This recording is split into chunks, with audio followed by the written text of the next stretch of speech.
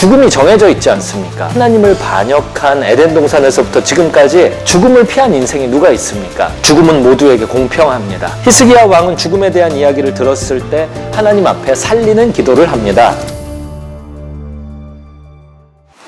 열왕기하 20장을 보면 히스기야 왕의 이야기가 나옵니다. 남유다 왕들 중에서도 가장 하나님 앞에 나아갔던 왕입니다. 그런데 이 히스기야 왕이 죽게 됐어요. 병들어 죽게 되매라고 써 있고요. 뒤이어서 이사야 선지자, 하나님의 사람이 히스기야 왕이 반드시 죽게 될 것까지 이야기해 주죠. 히스기야는 여기서 기도합니다. 살리는 기도를 해요. 그 다음에 15년이라는 생명의 유예 기간, 연장된 생명을 더 얻게 되죠. 이 스토리를 다른 면에서 한번 생각해 보자면은 히스기야는 자기가 언제 죽을지 알고 살았지 않습니까? 한번 나한테 적용을 해봅시다. 만약에 내가 언제 죽을지 안다면 그 인생이 어떨까요? 모르기는 해도 분명히 지금과는 달라질 겁니다. 대부분의 사람들이 자기 죽음을 생각하지 않고 삽니다. 영원히 살아있을 것이라는 막연한 추측 가운데 살아가죠. 당장 내일 내가 뭘 해야겠다, 당장 다음 달, 내년에 뭘 해야겠다라는 생각을 갖는 것도 그때까지는 살아있을 거라는 막연한 추측이 있으니까, 그 추측에 대한 확신이 있으니까 여러 가지 계획도 세우는 것이겠고요.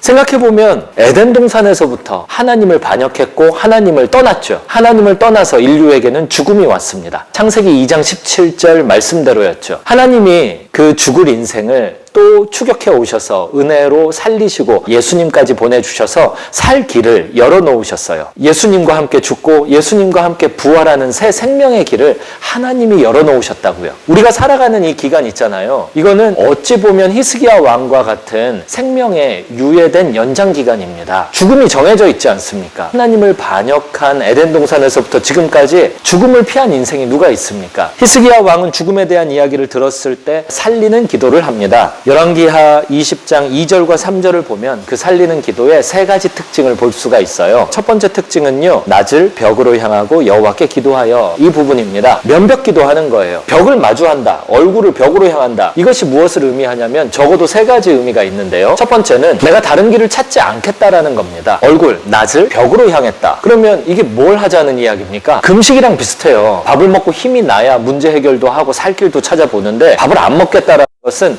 내 힘을 의지하지 않겠다라는 겁니다. 면벽기도도 그런 식이에요. 다른 길을 찾지 않겠다라는 거예요. 죽음 앞에 무슨 다른 길이 있겠어요? 내가 죽게 됐다라는데 그 앞에 무슨 다른 길이 있겠냐고요. 또 하나의 의미는 하나님의 도우심만 내가 바라겠다라는 것입니다. 좌우 뒤 안 쳐다보는 거예요. 아무것도 보지 않겠다라는 거예요. 그 대신에 기도를 하잖아요. 하나님의 도우심만 바란다라는 의미입니다. 면벽기도의 또 하나의 의미는 기도에 방해되는 것들을 제거하겠다라는 거예요. 나를 에워싸고 있는 모든 환경이 기도에 방해가 됩니다. 그 방해 요소들을 다 의도적으로 치워버리고 벽을 향하여 기도에 집중하겠다라는 거예요. 죽음을 맞닥뜨렸을 때 살리는 기도의 첫 번째 특징은 면벽기도입니다. 살리는 기도의 특징이 이어서 나오는데 3절 보면요, 여호와여 구하오니 내가 진실과 전심으로 주 앞에 행하며 주께서 보시기에 선하게 행한 것을 기억하옵소서 하고, 히스기야는 살려달라고 기도하는 게 아니라 하나님과 자신 사이의 관계를 상기하면서 관계를 이야기합니다. 열왕기하 18장부터 19장에 히스기야의 이전 스토리가 등장하고 있어요. 아버지 왕 아하스는 우상 숭배했던 왕, 하나님은 전혀 섬기지도 않고 오히려 이웃나라 아수르의 왕을 섬기면서 그 왕이 좋아하는 모든 종류의 우상들을 나라 안으로 끌어들여온 장본인이었습니다. 히스기야의 선대 왕은 이스라엘과도 반목을 심화시켰던 왕이에요. 우상 숭배하고 나라 안팎같에 죽을 일만 잔뜩 끌어들여온 왕이었죠. 하나님과의 관계가 없던 왕이었어요. 히스기야는 즉위하자마자 종교개혁을 단행합니다. 일단 나라 안에 아버지 세대에서 끌어들여온 모든 우상들을 없애버리고요, 산당을 파괴해버립니다. 우상 숭배했던 장소마다 다 파괴해버려요. 심지어 모세 시대로부터 대를 이어서 내려오고 있었던 신앙의 전통까지 우상과 관련되어 있어서 없애버렸습니다. 모세의 노뱀 말이에요. 사실 많은 거룩한 기구들 있잖아요. 예를 들면 성배, 예수님이 12제자와 함께 최후의 만찬 때 들었던 그 잔, 혹은 예수님의 시체를 감쌌던 수위, 이런 것들은 의도적으로 없애야 맞습니다. 왜냐하면 성배가 세상 어딘가에 있다. 그럼 사람들이 뭐 하겠습니까? 아마 종교를 하나 더 만들걸요? 우상을 하나 더 만들 거예요. 분명히 하나님은 구약에서 말씀하셨어요. 너는 나 이외에는 다른 신을 섬기지 말라고요. 아예 어떤 형상도 만들지 말라고. 사람들은 끊임없이 우상 숭배하고 싶어 해요. 가능하면 하나님 이외에 다른 존재를 섬기고 싶어 한다고요. 히스기야 왕은 즉위하자마자 우상 숭배부터 다 없애버리는데, 심지어 신앙의 물건이라고 대물림되어 오던 모세의 노뱀까지도 또 우상숭배이기 때문에 없애버렸어요. 히스기야 왕이 그러면 우상숭배를 없애는 일을 왜 했냐? 하나님을 경외했기 때문입니다. 하나님을 하나님으로 대했기 때문이죠. 히스기야는 이전에 이미 하나님과 자신 간의 관계가 있었기 때문에 죽음 앞에서도 그 관계를 가지고 나아가는 기도를 했습니다. 내가 아파도 하나님은 하나님, 내가 건강해도 하나님은 하나님, 내가 가난하다고 해서 내 신앙에 문제가 생기지 않는 것만큼이나 내가 부해도 내 신앙에 문제가 생기지 않는 이유는 하나님을 어떤 순간에든 하나님으로 대하기 때문이에요. 히스기야 왕이 살리는 기도 두 번째 특징은 그거예요. 하나님과의 나와의 이 관계가 평소에 유지된 겁니다. 그 관계를 가지고 여전히 하던 대로 하나님 앞에 나아가는 것이죠. 히스기야의 살리는 기도 세 번째 특징은요, 3절 끝부분에 나오는 심한 통곡 기도입니다. 심히 통곡하였더라 라고 써 있어요. 심한 통곡 기도는 신약에서 기도의 모습으로 등장하고 있어요. 그게 히브리서 5장에 이렇게 기록되어 있는데요. 그는 육체에 계실 때에 자기를 죽음에서 능히 구원하시리에게 심한 통곡과 눈물로 간구와 소원을 올렸고, 이 예수님의 기도의 모습이에요. 히브리서 저자가 예수님이 공생의 시절 이 땅에 계실 때 어떤 식으로 기도했는지를 기록하고 묘사하고 있죠. 예수님이 바로 심한 통곡의 기도를 하셨습니다. 그 이유를 살펴보니까 히브리서 5장에 의하면 죽음이 원인이었어요. 죽음 앞에서 심한 통곡 기도를 한 것이죠. 예수님의 죽음, 그 이유를 또 살펴보자면 우리들이죠. 우리들의 죽을 일이 예수님의 기도 제목이셨던 거예요. 심한 통곡 기도는요, 살리는 기도의 특징입니다. 사람이 죽게 생겼을 때 살려달라는 이야기를 조용히 웃으면서 할 수 있는 사람이 누가 있겠어요. 내가 가장 사랑하는 사람이 죽어간다. 그런데 나한테 살릴 힘이 없는데 옆 사람한테 살릴 힘이 있다면 그 살려달라고 부탁하지 않겠습니까? 그 부탁은 얼마나 간절하겠습니까? 예수님은 우리의 생명을 지키며 살리는 기도를 하셨습니다. 그 기도의 모습은 심한 통곡 기도였어요. 히스기야 왕도 죽음 앞에서 심한 통곡 기도를 했습니다. 살리는 기도는 이렇게 세 가지의 특징을 가지고 있습니다. 면벽 기도, 하나님과의 관계를 이야기하는 기도, 심한 통곡 기도입니다.